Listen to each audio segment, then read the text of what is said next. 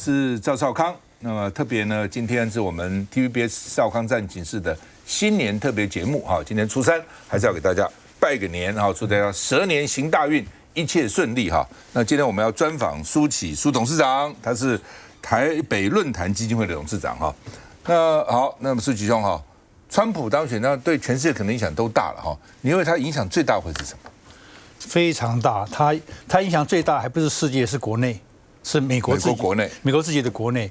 其实我在选前就已经预测过了，就是说现在的状况还不是最坏的状况，现在的状况我称它为小乱。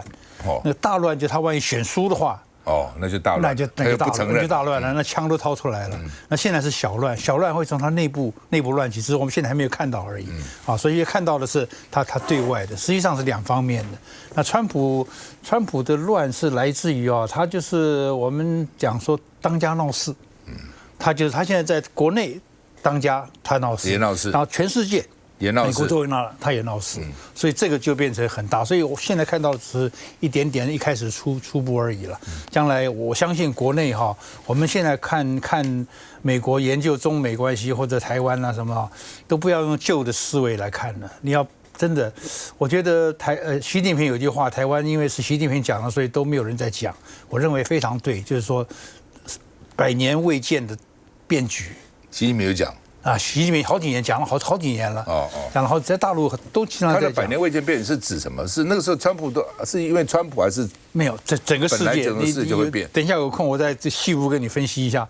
现在真的是百年未见，我觉得今年是最坏的一年，因为川普来了以后呢，把这个世界本来就百年未见的东西呢，现在把它变得更严重。然后美国作为老大，他没有管理的能力了。他不能再当世界警察了，所以现在会变得更乱。所以今年这个情况是不妙。好吧，我们先看看川普他干了干嘛？第一个，他就终止多元性别。我们知道民主党是很推这个多元性别的跨性别啊什么，而且花很多钱。对比如你说这次那个加州的那个大火，你要问州长说你这么钱都用哪里去了？你为什么删减这个消防员啊，删减救火预算？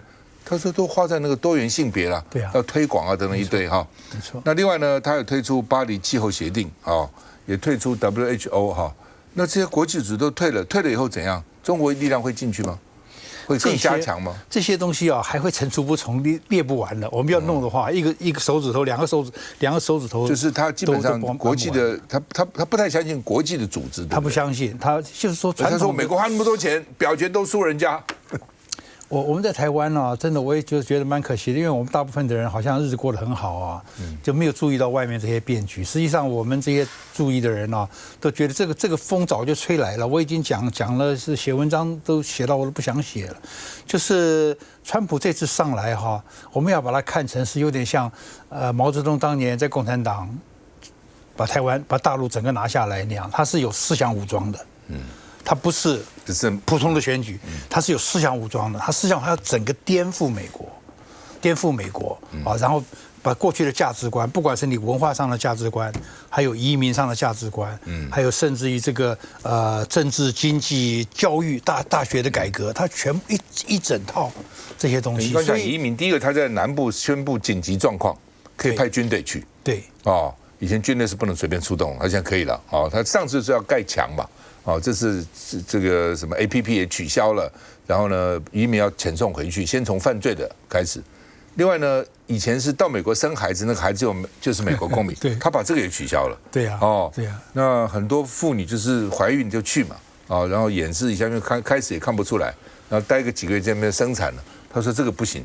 这是美国这个宪法修正案的上面的他现在不管了，因为我刚刚说他是要颠覆，他觉得过去30年甚至于40年，美国内部是被民主党把持的。这句话是真的，就是说过去美国的民主党选举呢，普选票都是民主党赢，只有2次，共和党赢，就是小布希那一次，还有那个这次他赢4次，对，还有后来的川普的那一次，都是就是因为选举人票的关系，实际上共和党在美国内部是少数，所以民主党呢，照共和党的说法，霸占了政府，霸占了这个军队，霸占了大学，霸占了媒体，霸占了华尔街，霸占了矽谷。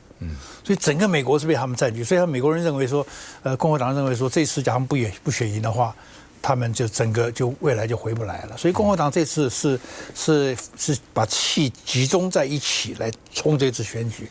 那民主党刚好碰到一个老先生在那边，拜登，这个就是说我不要很重的话，后来代替他也不行，所以民主党就民主党其实有人的，只是他是出不来。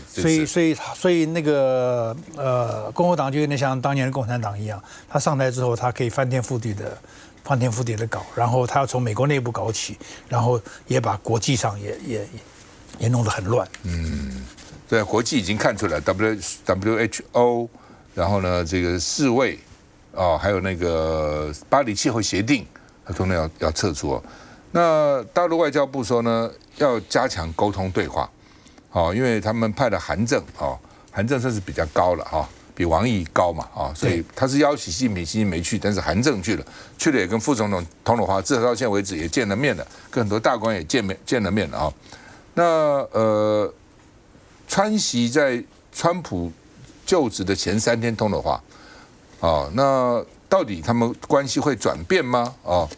那另外呢，这个说川普团队点名想见大陆的蔡奇说呢。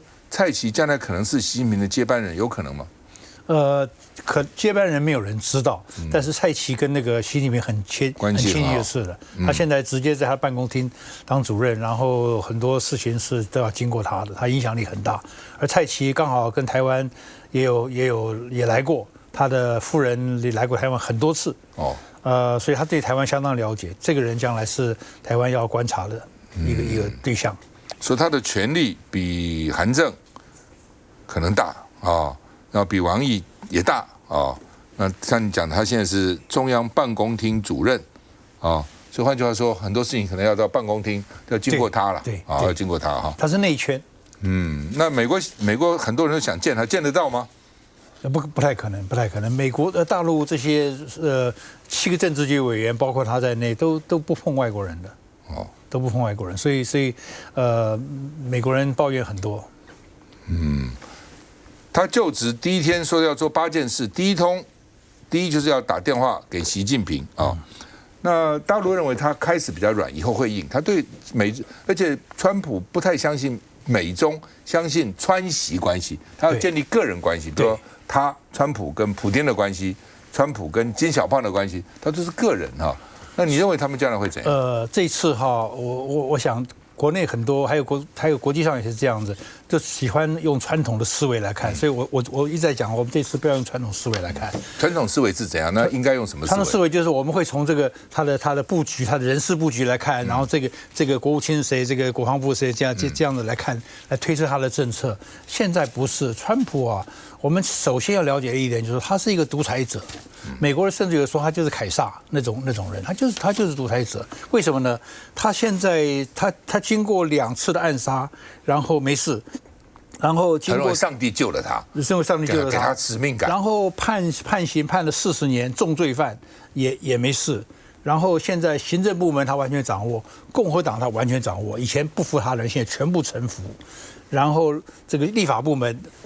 参议院、众议院都是多数，然后这个司法最高法院9个人里面有7个是他们任命的，所以他等于全盘掌控，独裁者，他要干什么就干什么了。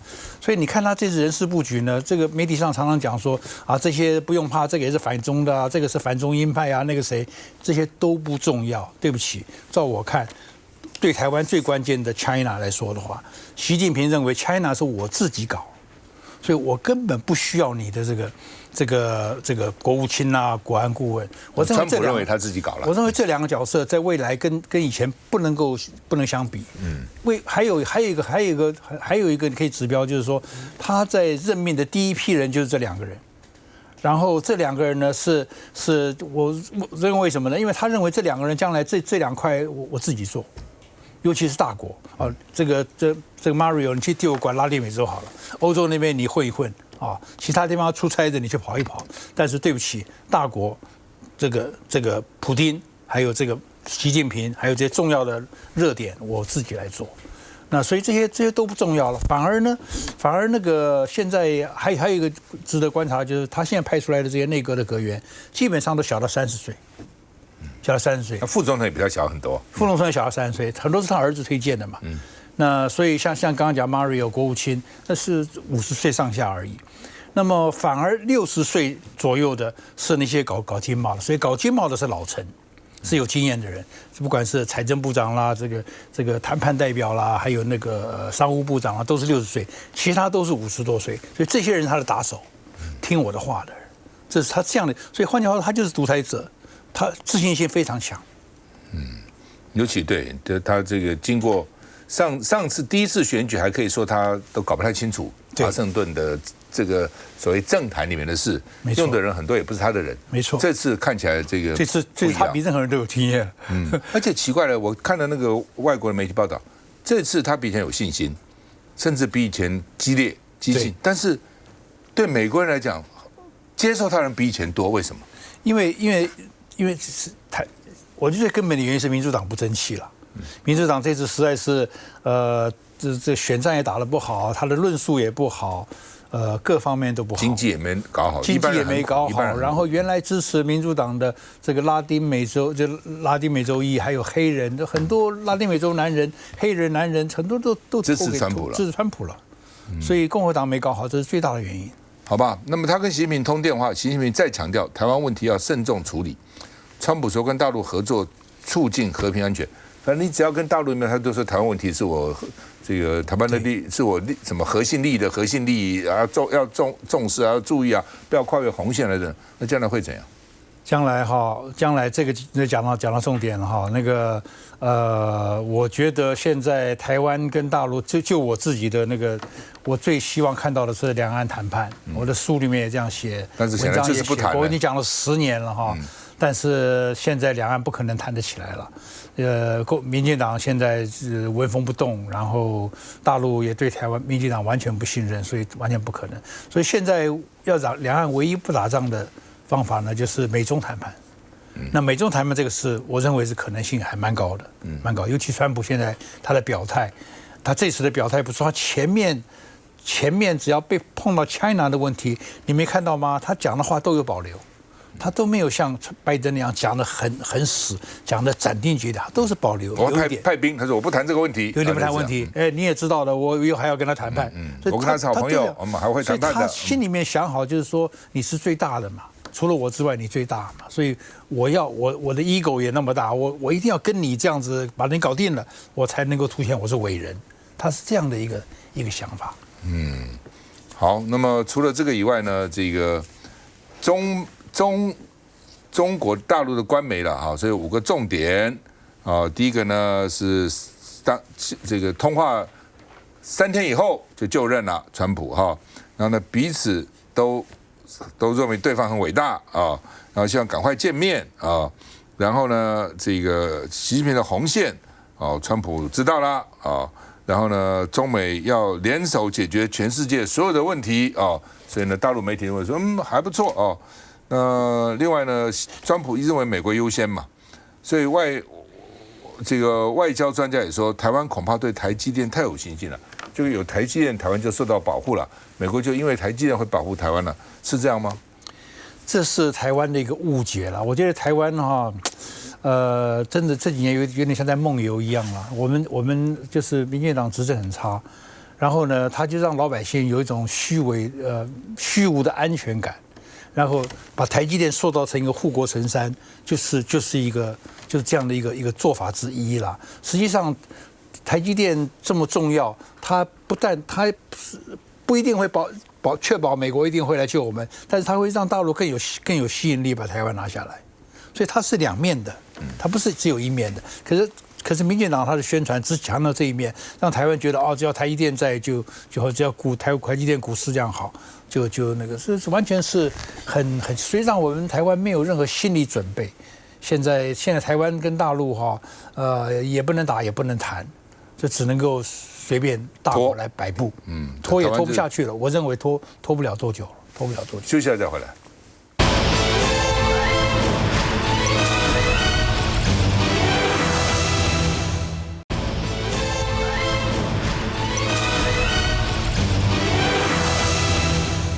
我们现在专访苏启书董事长啊，他是台北论坛基金会的董事长。那你刚刚也说，因为以前看起来策略就是以拖代变嘛，就拖，反正两边就拖，然后希望大陆那边也会变。那你刚刚讲说大概拖不了太久，为什么？台湾一直都在拖哈，这个有2个方面，一个就是军事问题，军事是大国之间的最核心的东西哈。这个以前美国能够硬是因为它军事强，现在美国那么软是它军事弱了。那个前阵子不是那个张忠谋说全球化已死嘛？他不好意思跟大家讲说死因是什么？我可以告诉各位，我也当他的面，我私下跟他见面的时候，我跟他说，死因就是美国不是 number one 了。美国以前是 number one， 所以他可以制定全世界的规则，他可以要干什么就要干什么。现在他不是 number one 了，所以他就只好带头破坏这个东西啊。既然我不是 number one， 干脆就干脆搞翻了，重来。那所以现在川普更是要把它搞乱了嘛，就是说我只为了我自己，我不要。是他都不参加这些国际的组织，他不用了，他不要了，他为我。他说以前我要当世界警察，现在对不起，很多地方我就不管了嘛。所以这就是拜登打群架，川普现在不打群架了，不打群架了。所以现在，可是这个核心呢，这个支撑美国 number one 霸权的力量有几个东西。第一个就是我们常常讲的民主制度嘛，大家觉得民主制度很好，所以很尊敬他。第二个就是美军嘛，第三个就是美元，第4个就是他有一批小朋友盟邦，这4个东西。这4个东西你现在来看，照我现在看，4个现在都。要不然就完全没有了，要不然就是只剩下50%啊。民主制度现在他自己都不讲了啊。这个第2个，美军，等一下我细节我再跟你讲，这个要花点时间。还有现在还剩50%的就是美元，美元现在也很虚弱，因为美元它从2008年开始就大量发钞票啊、宽松啊，所以全世界都包括它发，不但发，欧洲也发，这个日本也发，所以全世界现在是一个大泡泡，全世界的金融是一个大泡泡。那么经济现在不好，那大家都要社会福利习惯了，所以政府赤字，包括大陆现在都要开始赤字了，所以全世界都是这个赤字会让美元也会压力会非常大，所以美元现在还没有完全没有了，但是少了一半。然后盟邦它现在又搞加拿大，又搞英国，又搞丹麦，又搞这盟邦没有了嘛，所以它现在支撑美国的4个支柱都没有了，它就是全球化没有了，美国霸权慢慢就没有了。那么美军的部分，尤其我现在花点时间讲因为美军部分军事跟台湾带关切军事问题，跟台湾直接有关的啦。那个根据我的研究，我的研究是根据很多美国的资料是看来的。就2000年的时候，阿扁接收过来。2000年的时候呢，阿扁可以说决战境外，因为2000年的时候呢，台湾的军力靠自己就可以打败解放军。那时候讲说。这个自空自海反登陆嘛，对啊，都是我们都比他棒，然后完全不需要美国的帮助。2008年马英九上台的时候呢，两边就已经差不多齐了，这中间他一直在进步，两边就平手了啊。那美国再加进来，台湾可以是打赢的。但是2015年，对不起，2015年大陆已经可以被美国人逼退一点点，他能够局部封锁台湾。2015年，2018年他可以完全封锁台湾。那现在又进到一个新的一步，所以你记不记得2015开始，2018美国人就在跟我们说这个叫什么那个不对称作战，不对称作战，对不对？那个李启明将军他写了厚厚的一本书，因为什么呢？就是我们美国已经帮不了你了嘛，你的那个自己保护你自己，军舰、飞弹、飞机、坦克车都没有用了，你就自己保护自己，然后让共产党登不了陆就可以了，所以你就要。不对称，对不起，都是登陆以后打这个城镇战嘛。对，所以这是2018年的情况，2018年。那么到2020年又是一个新的这个拐点。2020年就是大陆的极音速飞弹出来，极音速飞弹出来以后呢，美国就是航空母舰躲得远远的。所以2020年之后呢，美国的航空母舰就完全不敢靠近台湾，就是碰到危机他就走了。平常有时候来逛一逛、散步啊，干什么？一出事了还完全躲得远远的，好几次都是这样子。那这是一个拐点。第二个拐点就是我最近看到2024年，去年2个月前11月底的美国2份报告，一个是国防部自己的报告，国防部每年出一个中共军力报告。